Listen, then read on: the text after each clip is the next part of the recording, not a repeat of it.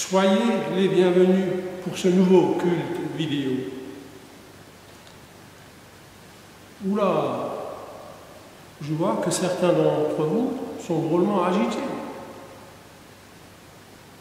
Heureusement, d'autres confortablement installés sous la couette. Oui, je vous vois. Bien au chaud dans votre lit, c'est bien, c'est super. Tout ça me fait penser à cet épisode lorsque Jésus était invité chez Marthe et Marie, les deux sœurs de Lazare. Vous vous souvenez? Relisons rapidement ce passage de l'évangile de Luc. Marie s'était assise aux pieds de Jésus et l'écoutait. Marthe, qui s'affairait à beaucoup de tâches, survint et dit « Seigneur, tu ne te soucies pas de ce que ma sœur te laisse faire le travail toute seule? Dis-lui donc de m'aider. » Jésus lui répondit « Marthe, Marthe, tu t'inquiètes et tu t'agites pour beaucoup de choses. Une seule est nécessaire. Marie a choisi la bonne part, elle ne lui sera point retirée. »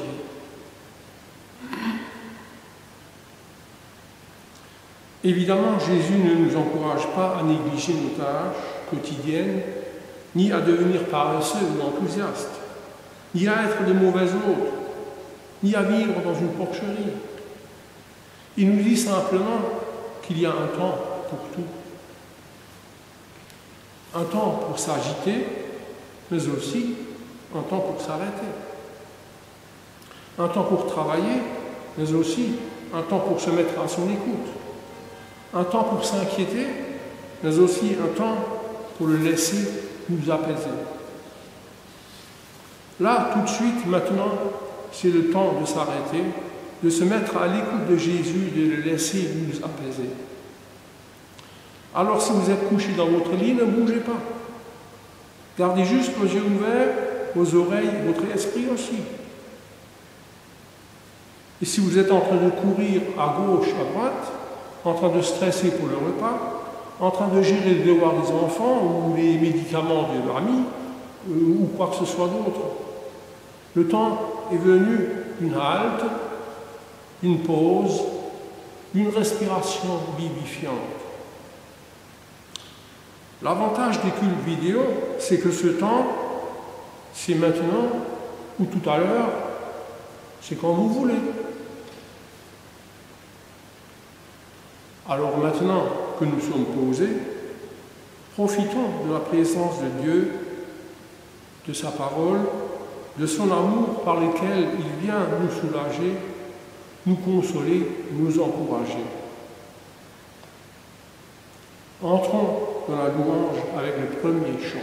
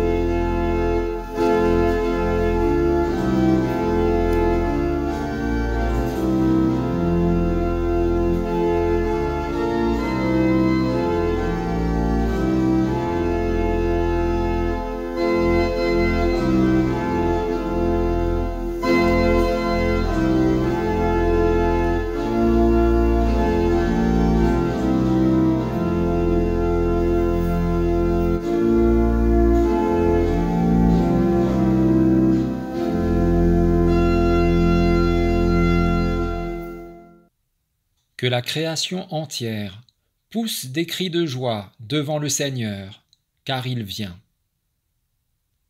Nous prions avec les mots du psalmiste au psaume 96. Chantez pour le Seigneur un chant nouveau. Chante pour le Seigneur terre entière. Chantez pour le Seigneur, bénissez son nom. Annoncez jour après jour la bonne nouvelle de son salut. Dites parmi les nations sa gloire. Racontez parmi tous les peuples ses actes étonnants. Car le Seigneur est grand et digne de toute louange. Il est redoutable, plus que tous les dieux. Car tous les dieux des peuples sont de faux dieux, mais c'est le Seigneur qui a fait le ciel. L'éclat et la magnificence sont devant lui, la puissance et la splendeur sont dans son sanctuaire. Donnez au Seigneur la gloire de son nom, apportez des offrandes, entrez dans les cours de son temple. Prosternez-vous devant le Seigneur quand éclate sa sainteté. Que le ciel se réjouisse, que la terre soit dans l'allégresse, que la mer retentisse avec tout ce qui s'y trouve, que la campagne exulte avec tout ce qui s'y trouve, que tous les arbres des forêts poussent des cris de joie devant le Seigneur, car il vient. Amen.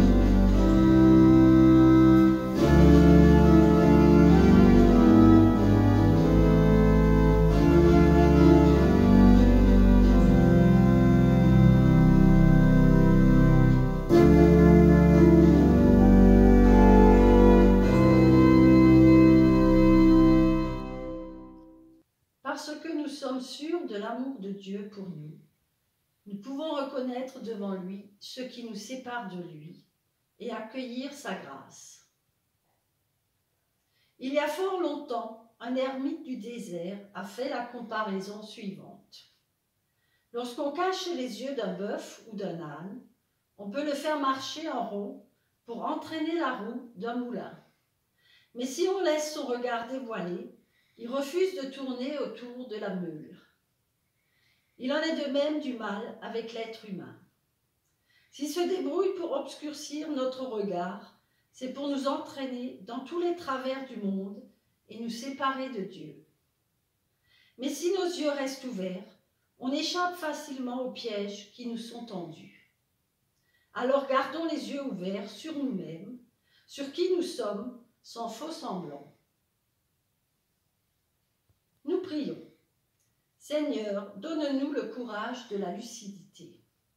Sans forcément le vouloir, ou sans nous l'avouer, nous fermons les yeux sur ces petits coins sombres de notre vie, sur notre orgueil, sur notre paresse à écouter et à vivre ta bonne nouvelle, sur notre égoïsme, nos convoitises, nos compromissions. Seigneur, nous t'en prions, que ta vie éclaire notre nuit, que ta vérité triomphe de nos obscurités, que ton pardon guérisse notre éloignement, que ta grâce nous conduise des ténèbres à ta lumière. Amen. Un rabbin raconte qu'un jour, Moïse s'est plaint à Dieu des enfants d'Israël. Moïse n'en pouvait plus, parce que le peuple était têtu, rebelle et querelleur. Voici ce que Dieu lui a alors répondu. Je n'ai pas créé des êtres humains comme des anges. Ils sont humains, de chair et de sang. Ils ne sont pas infaillibles.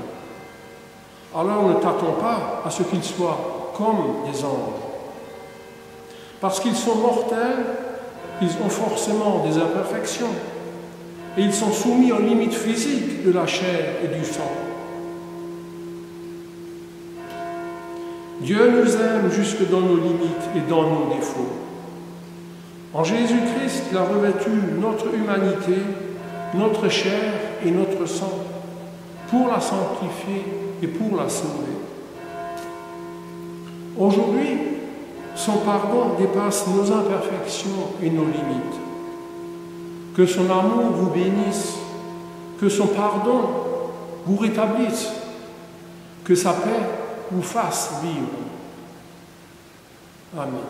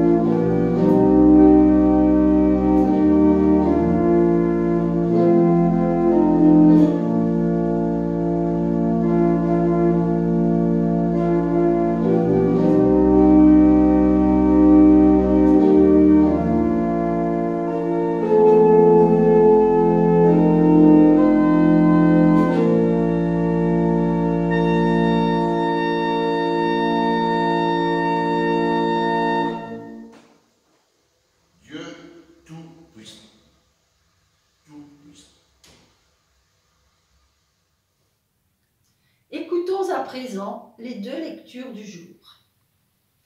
La première est issue du livre du prophète Ésaïe. Ce sont quelques extraits du chapitre 60 dans lesquels Dieu promet à Jérusalem d'agir en sa faveur. Aujourd'hui, cette promesse est adressée à chacun d'entre nous. Lève-toi, brille, ta lumière arrive, et la gloire du Seigneur se lève sur toi.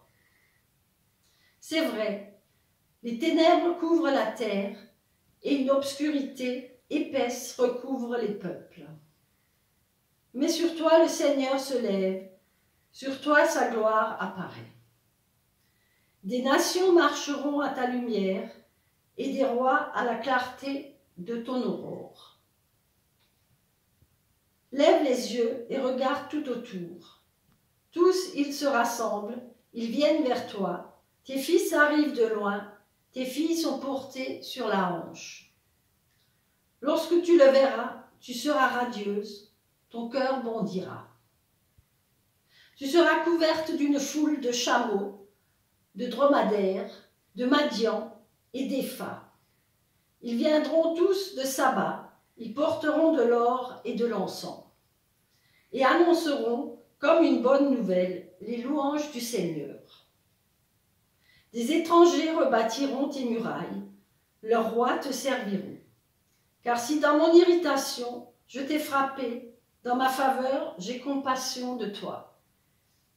Tes portes seront constamment ouvertes, elles ne seront fermées ni le jour ni la nuit. Tes oppresseurs viendront vers toi, courbés. Tous ceux qui te méprisaient se prosterneront à tes pieds.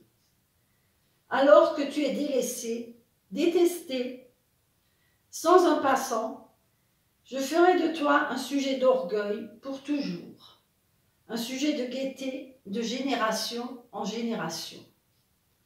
On n'entendra plus parler de violence dans ton pays, ni de ravage ou de désastre dans ton territoire.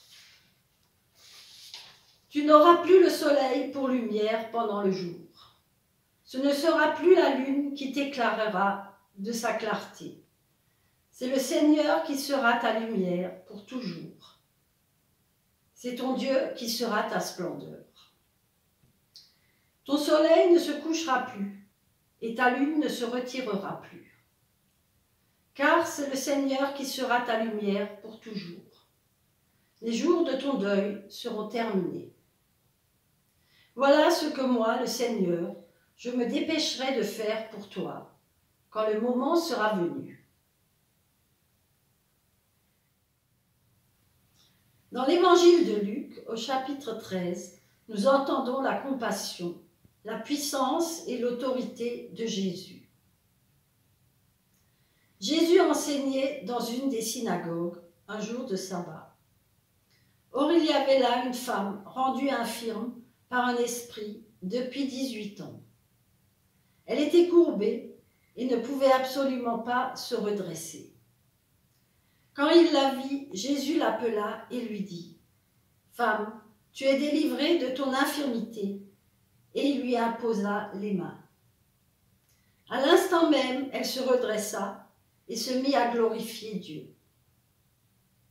Mais le chef de la synagogue, indigné, parce que Jésus avait réalisé cette guérison pendant le sabbat, disait à la foule : « Il y a 6 jours pendant lesquels il faut travailler.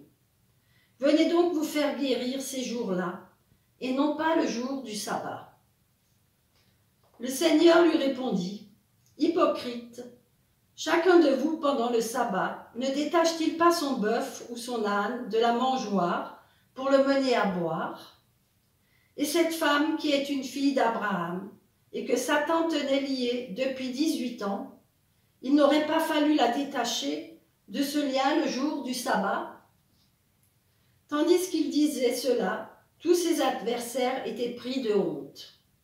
Et toute la foule se réjouissait de toutes les choses glorieuses qu'il faisait. Seigneur, ta parole est la vérité. Enseigne-nous à marcher selon ta vérité. Amen.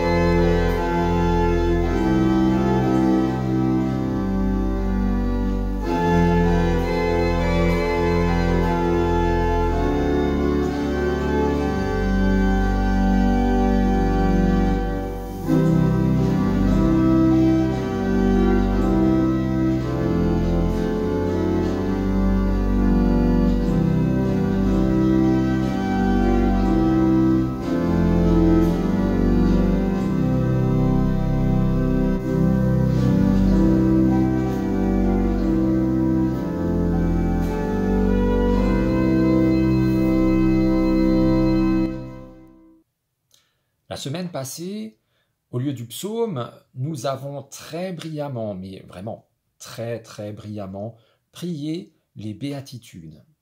Et parmi toutes les qualités mises en avant par ces béatitudes, il y en a une qui nous intéresse tout particulièrement aujourd'hui. Alors vérifiez que cette qualité fait effectivement partie de nos presque trop nombreuses et trop parfaites qualités propres. Eh bien, c'est une démarche pertinente en tout temps. Aujourd'hui, demain, tout le temps. Parce que cette qualité est une qualité essentielle du disciple du Christ.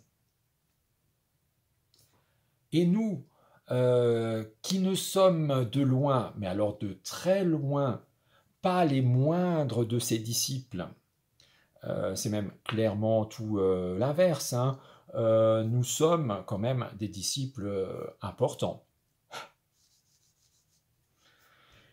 Nous le sommes, disciples, en tout temps. Pas seulement pour la durée de cette vidéo, pas seulement pour les fêtes, pour briller en société, par exemple. Hein. Jésus, ouais, je le follow sur Insta. Ah ouais? Ah bah moi, je connais quelqu'un qui connaît Jésus, mais perso, quoi. Ah ouais, mais trop de la chance. Eh ouais. T'as la classe ou tu l'as pas, hein. Désolé. Non. Nous, on est disciples tout le temps. Je pense que là, on est d'accord. Hein. Alors réfléchir à cette qualité, très importante, vous l'avez compris, c'est intéressant en tout temps, et donc dans la période que nous vivons actuellement, ça l'est encore plus. C'est même encore plus pertinent. Alors je dis période actuelle, je pense évidemment à cette situation très compliquée, toujours très compliquée avec ce virus.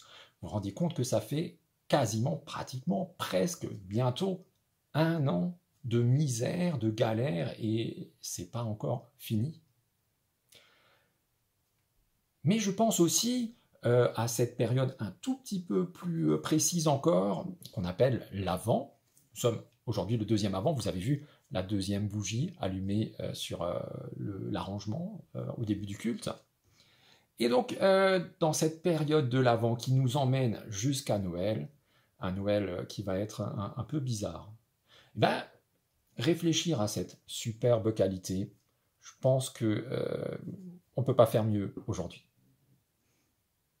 Alors là, normalement, votre curiosité a été piquée comme ça, et donc vous vous dites, vous vous demandez, mais quelle est donc cette merveilleuse qualité si extraordinaire qu'il nous faut l'aborder aujourd'hui et surtout vérifier qu'on l'a bien dans la longue, très longue liste de merveilleuses qualités dont nous sommes déjà perclus.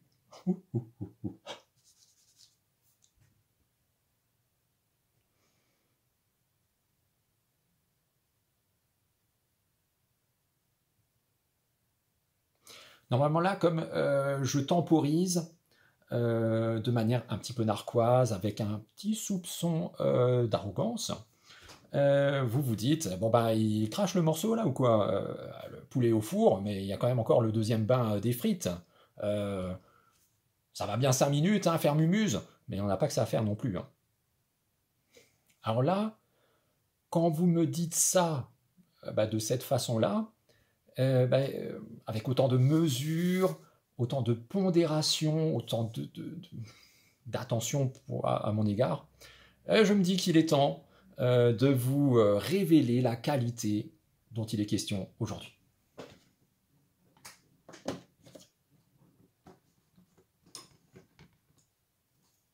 Roulement de tambour.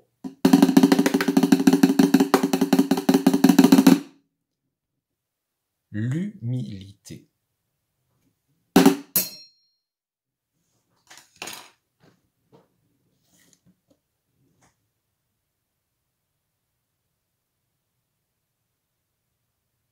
Je vous sens un petit peu déçu. Vous ne vous attendiez pas à ça. Vous vous attendiez à mieux. Vous attendiez à une vraie qualité. Mais vraie, comment ça, par exemple? La force. La toute-puissance, je vois. Le génie intellectuel, je viens de faire le test de culture générale des Miss France, j'ai eu 88%. C'est pas assez, je pense. L'esprit d'initiative, le truc, ouais, on y va, quoi. Et bah, forcément, le courage. Mais oui, même pas peur. Au bout, quand même, la victoire. Là. Champion du monde. Bah oui, faire des trucs et au final pas gagner, c'est pas forcément la peine. L'autonomie. Je suis le maître absolu de ma vie et du monde. C'est référence à un film que j'aime bien. Ouais, c'est vrai que tout ça, toutes ces choses-là, dans un certain point de vue, ce sont des qualités. Mais pas selon l'esprit des béatitudes. Pas selon l'esprit de Jésus. Non. La semaine dernière, on a élevé les linteaux de nos vies et ouvert grand les portes de nos cœurs pour laisser entrer le roi de gloire. Pour laisser entrer le Seigneur des Seigneurs, le Dieu de l'univers. Vous vous souvenez? Mais comment est-il venu? Est-ce qu'il est venu en limousine blindée? Est-ce qu'il est venu avec un cortège de conseillers, d'avocats, de secrétaires, d'assistants, d'esclaves?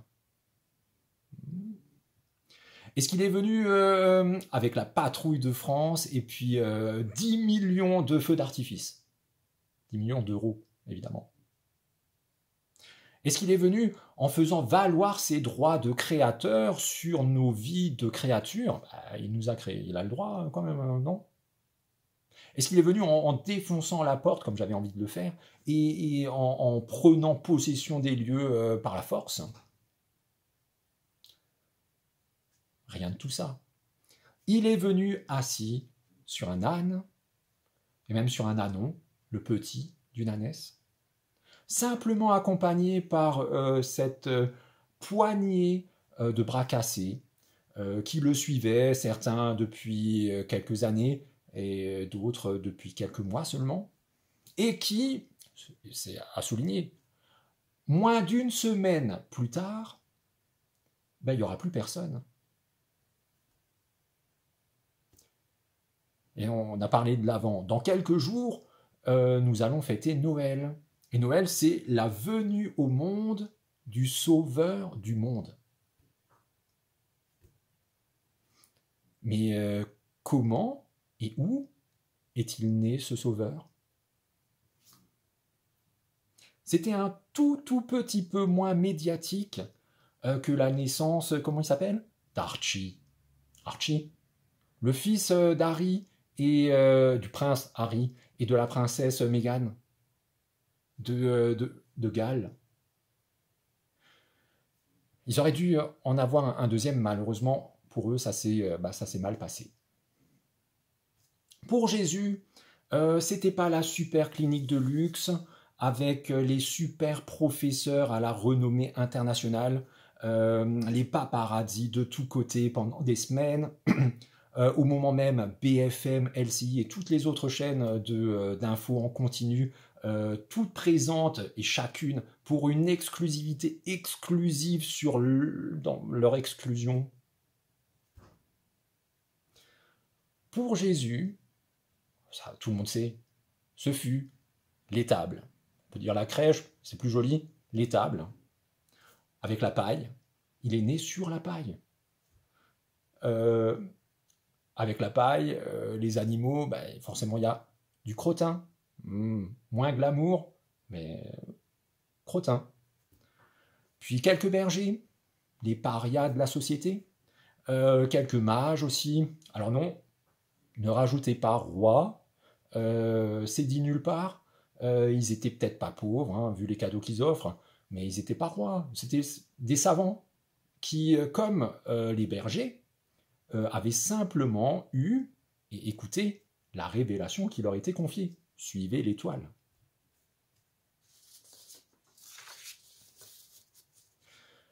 Dans 4-5 mois, si on est encore vivant, on fêtera Pâques.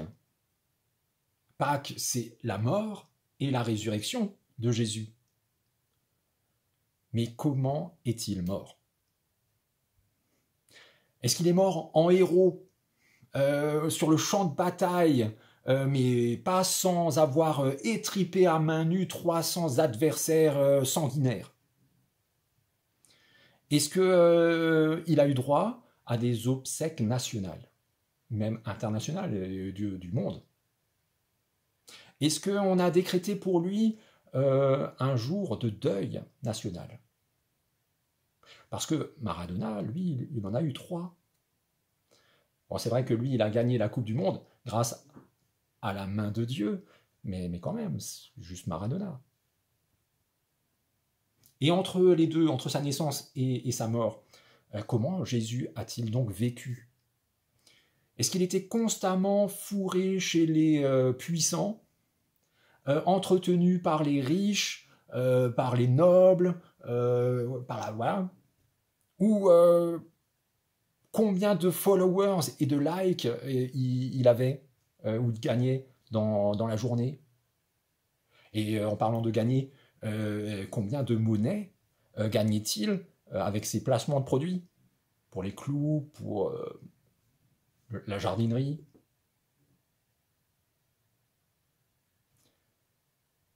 J'ai l'impression que vous vous dites, mais ce sont des exemples anachroniques qui n'ont rien à voir avec l'époque. Ben, c'est pas faux, mais en même temps, ça change quoi au sens? Jésus est né dans l'humilité. Il a vécu, pensé, agi, aimé dans l'humilité. Il est mort dans l'humilité. Et même quand il est ressuscité, c'était encore dans l'humilité. Normalement, c'est ce que je pense. Quand le chef d'un groupe a une qualité, ou des qualités, hein, on parle d'une qualité, ceux qui suivent son exemple devraient l'avoir aussi au fur et à mesure. Ou alors c'est qu'ils ne suivent pas vraiment son exemple. On peut suivre quelqu'un sans suivre son exemple. Jésus, notre chef, est humble de A à Z. Alpha à oméga, commencement à fin. Ou dans l'autre sens. Comment pourrions-nous, nous qui le suivons, ne pas l'être humble?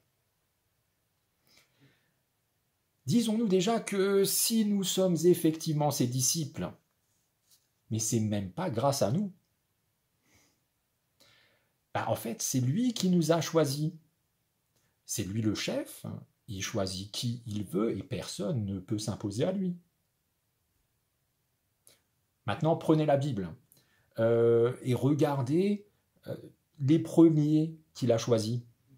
Ils étaient comment, ces premiers? Est-ce que c'était des champions? Est-ce que c'était des vedettes? Est-ce que c'était des super-héros infaillibles?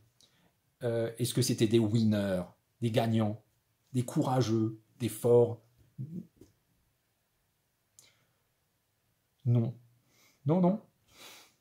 Ils étaient juste comme nous. Et ça, ça casse le mythe quand même, un petit peu. Sur eux, surtout sur nous. Et entre-temps, depuis cette époque, Jésus n'a pas changé sa façon de recruter, ni ses critères de recrutement. Et là, je vous garantis qu'on est en plein dans l'humilité. Dans la deuxième lecture du jour, pourquoi Jésus est-il si sévère avec le chef de la synagogue? Pourquoi est-ce qu'il le démolit quasiment? Parce que l'orgueil de cet homme le pousse à s'ériger au-dessus de la loi de Dieu, à se croire plus important que Dieu et à se prendre au final lui-même pour Dieu. C'est un peu comme si cet homme avait dit quelque chose comme ça. Cette femme que Jésus a guérie, elle n'aurait pas pu attendre encore un ou 2 jours. Ça fait 18 ans qu'elle est comme ça. Franchement, je vous préviens, tous là, ne venez pas vous faire guérir le jour du sabbat, que ce soit un samedi ou un dimanche. Venez les autres jours, aux heures ouvrables, sur rendez-vous et ordonnance. Quoi? Jésus, un prophète, le Fils de Dieu lui-même. Mais et alors? Et moi? Tu sais qui je suis? Non mais tu sais. You're talking to me? Moi, je suis le chef de cette synagogue. C'est moi le chef ici. Et si il a un truc à dire, Dieu ou pas Dieu, qu'il vienne me demander, et je lui donnerai peut-être la parole. Non mais on va où là? L'orgueil, c'est le péché par excellence. En fait, tout le reste, tous les autres mots découlent de celui-là. Reprenons encore une fois la Bible. Regardons ce qui s'y trouve, et vous pouvez prendre du début à la fin toute l'histoire de la foi, tout ce qui allait de travers dans cette histoire. Au départ, c'est un problème d'orgueil. Adam et Ève, le tout début. Si vous en mangez, vous deviendrez comme des dieux. Intéressant ça. Croque. Leurs gamins, Caïn et Abel. Quoi? Mon offrande, ma super offrande, elle lui plaît pas? Il préfère le truc tout pourri là de mon frère, son chouchou? Non mais c'est quoi ce truc? Et frangin, faut que je te parle. Bim. Etc. etc. etc. Alors que Jésus, lui, il prend qui en exemple? Souvenez-vous de cette pauvre veuve qui, dans le tronc de l'offrande, met la totalité de ces quelques piécettes, les seules qu'elle a. Alors que les riches arrogants ne donnaient que des broutilles, même s'ils donnaient 100 fois plus qu'elle. Mais c'est par rapport à ce qu'ils avaient, c'était des broutilles.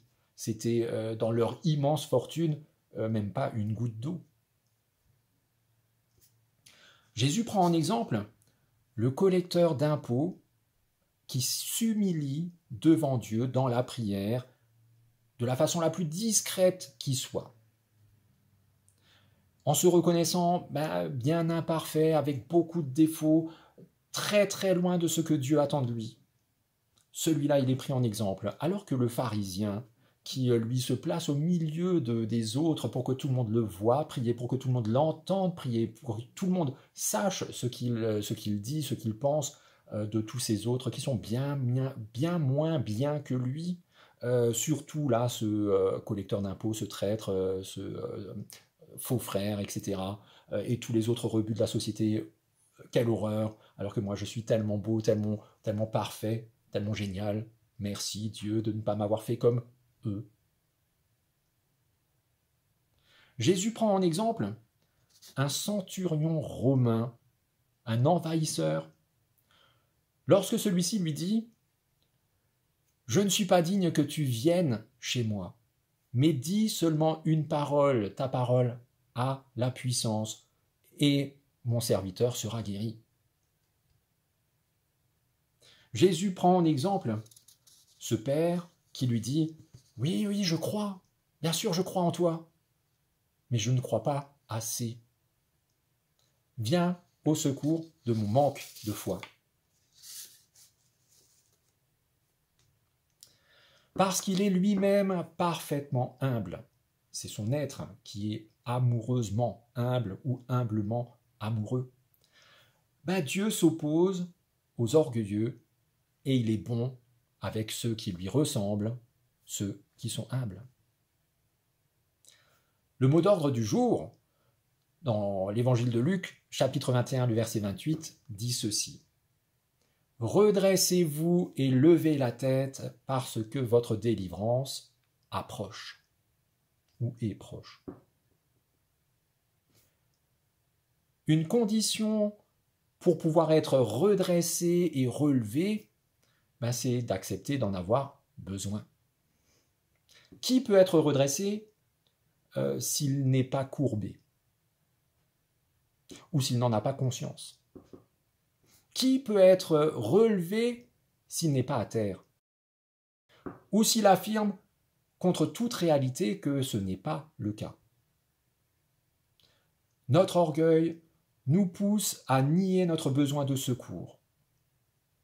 Notre humilité, au contraire, nous aide à saisir la main que Dieu nous tend, à le laisser nous relever, nous redresser physiquement, psychologiquement, spirituellement. Notre orgueil nous pousse à nous considérer, nous et nos envies et nos besoins, en priorité et en absoluité.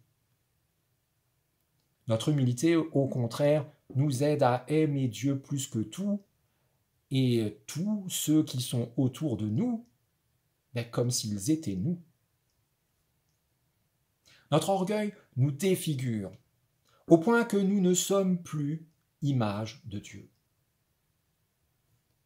Notre humilité, au contraire, nous aide à redevenir ce que nous étions, ce que nous sommes intrinsèquement, en vérité, à redevenir enfants de Dieu, à vivre en enfants de lumière, à entrer dans la vie éternelle.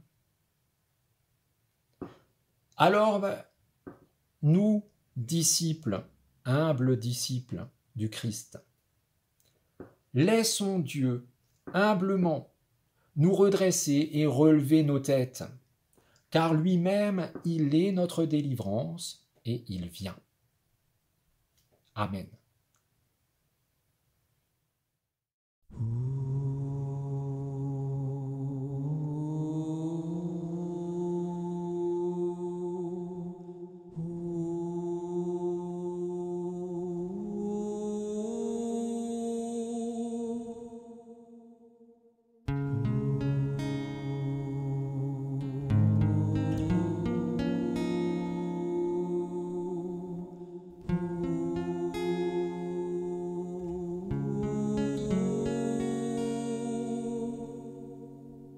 Voici la voix de mon roi,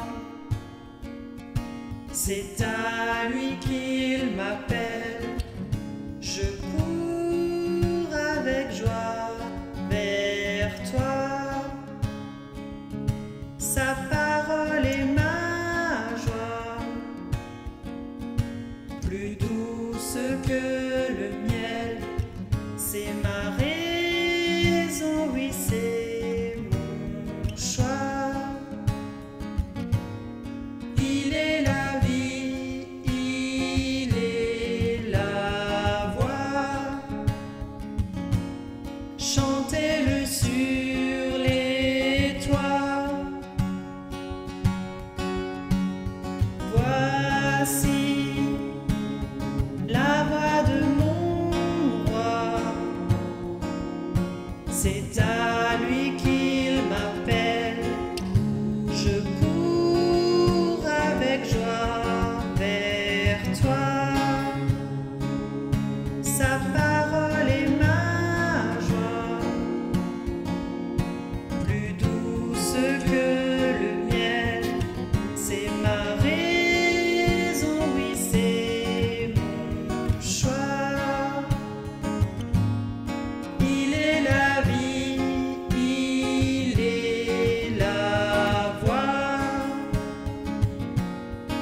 chantez-le sur les toits. Magnifique, immuable est le Seigneur, mon Dieu, mon Père, à jamais ma vie chantera ta splendeur. C'est toi que mon cœur aime.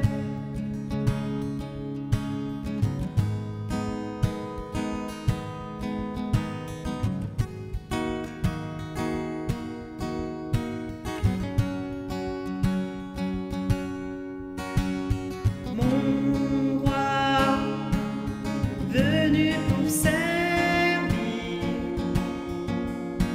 de la crèche à la croix, son amour est mon avenir. Christ est mon désir, son regard est sur moi. Oh, comment pourrais-je le fuir? Il est la vie, il est la voix. Chantez-le sur les toits. Magnifique,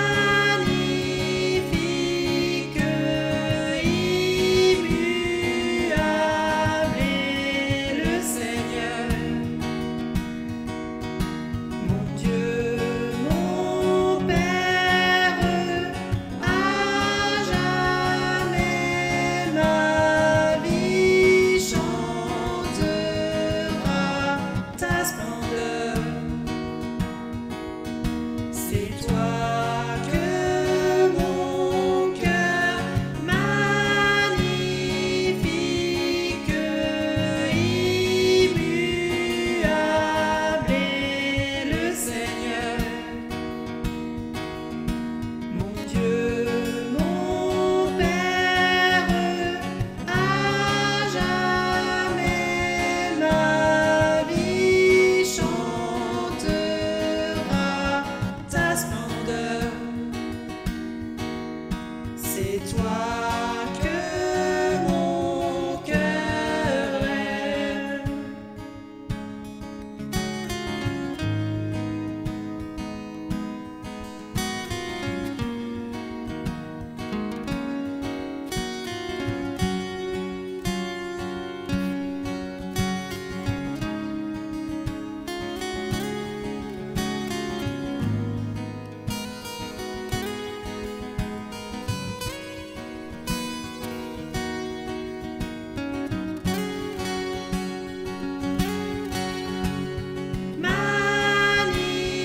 Magnifique, immuable est le Seigneur,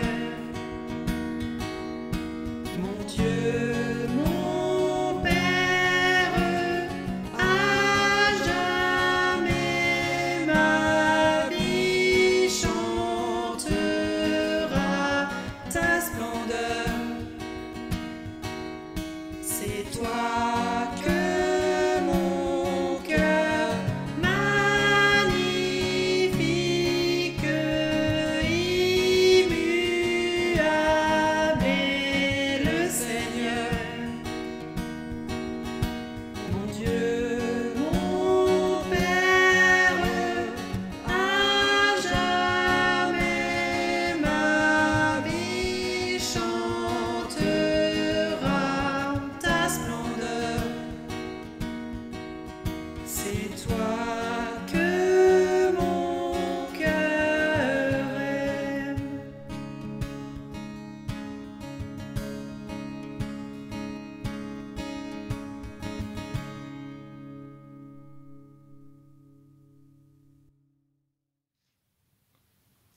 Nous prions les uns avec et pour les autres. Me voici, Seigneur, je cherche ton regard, je tends la main vers toi. Ta parole tombe en moi comme une fine pluie de printemps, nourrissant la terre, redonnant vie à ta création.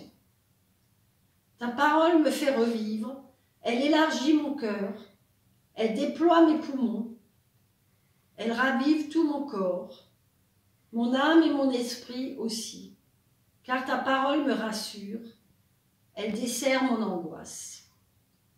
Me voici, Seigneur, devant toi. Tu poses ton regard sur moi, tu tends ta main vers moi, et tu me redresses, tu me relèves, tu me guéris, tu me sauves, et tu t'élances à mes côtés sur le chemin de ma vie renouvelée. Seigneur, tu es le soleil radieux qui se lève sur ma vie. Avec toi, l'humanité entière s'ouvre à un jour nouveau. C'est pourquoi je te prie pour les personnes fragiles et pour celles qui se croient invincibles. Dans ma fragilité, sois ma force, dans mon orgueil, sois mon humilité. Je te prie pour les personnes qui combattent la guerre par la guerre, le feu par le feu, la haine par la haine, et pour celles qui cherchent à établir la paix dans l'amour.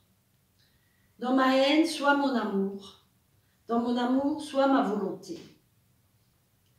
Pour les personnes qui souffrent, pour celles qui sont courbées, accablées, écrasées par un poids trop lourd à porter, et pour celles qui, elles-mêmes épargnées, n'éprouvent aucune compassion.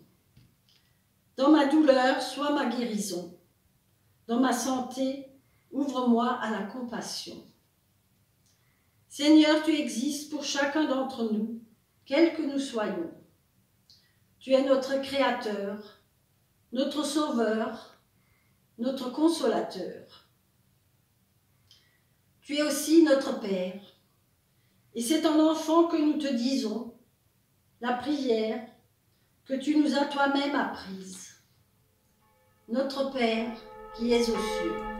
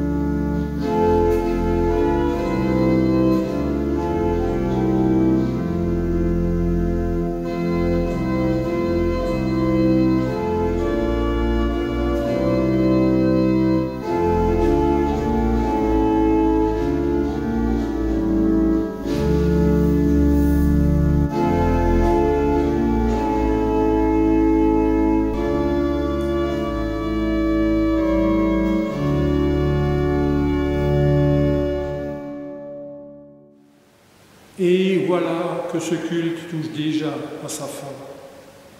Allons dans cette semaine et dans nos vies avec gravé au fond du cœur cet encouragement de l'apôtre Jacques. Comme le cultivateur attend le précieux fruit de la terre, plein de patience à son égard, jusqu'à ce qu'il en ait reçu des produits précoces et tardifs, vous aussi prenez patience et affermissez votre cœur, car l'avènement du Seigneur s'est approché. La vie de disciple du Christ n'est pas un chemin sans obstacles. Les épreuves et les difficultés ne manquent pas. Et parfois, nous avons envie de laisser tomber, de baisser les bras, d'abandonner. Pourtant, Dieu nous encourage, car il n'est pas de foi qui ne soit éprouvée. Et dans nos épreuves, lui-même vient nous rejoindre. Il est en chemin, il s'approche. Aujourd'hui, il est plus près que jamais. Prenez bien soin de vous avec un courage renouvelé et une confiance indestructible. Soyez bénis. Vous êtes bénis. Amen. Et nous chantons le dernier chant.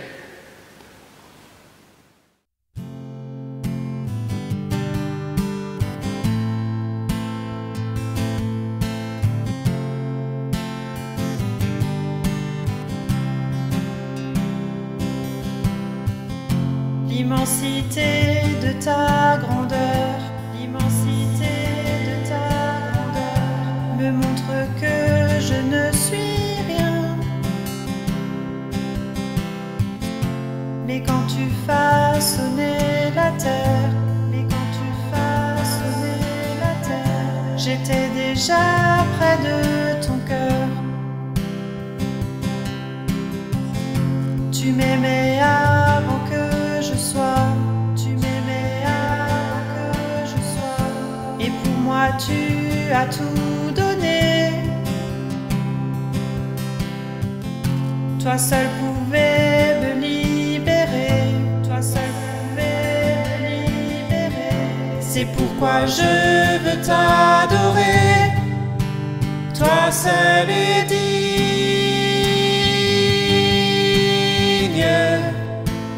de recevoir louange et gloire pour l'éternité. Toi seul est digne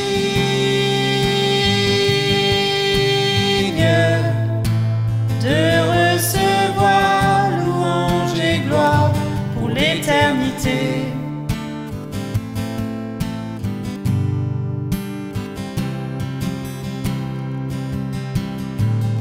Dans ta présence je me tiens, dans ta présence je me tiens, car tu es ce dont j'ai besoin. La joie, la vie et le bonheur, la joie, la vie et le bonheur sont dans tes parvis, mon sauveur. Toi seul est digne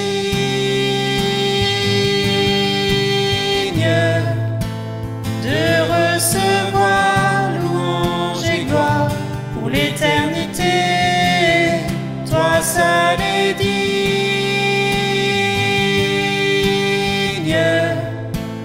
de recevoir louange et gloire pour l'éternité. Toi seul est digne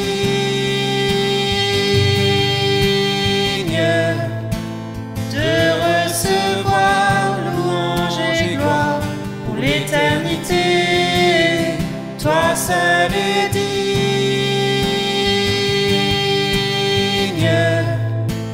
de recevoir louange et gloire pour l'éternité. Alléluia, Alléluia, Alléluia, Alléluia,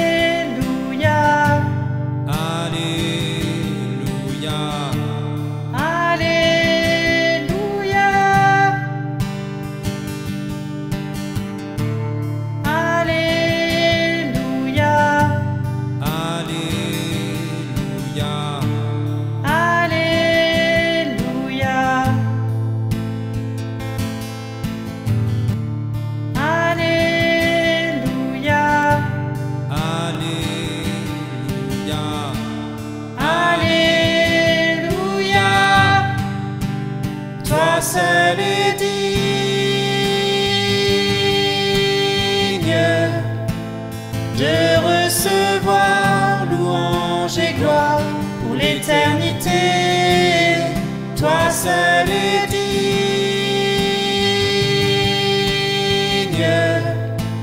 de recevoir louange et gloire pour l'éternité. Toi seul es digne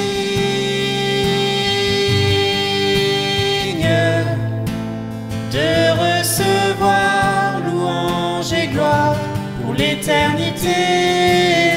Toi seul es digne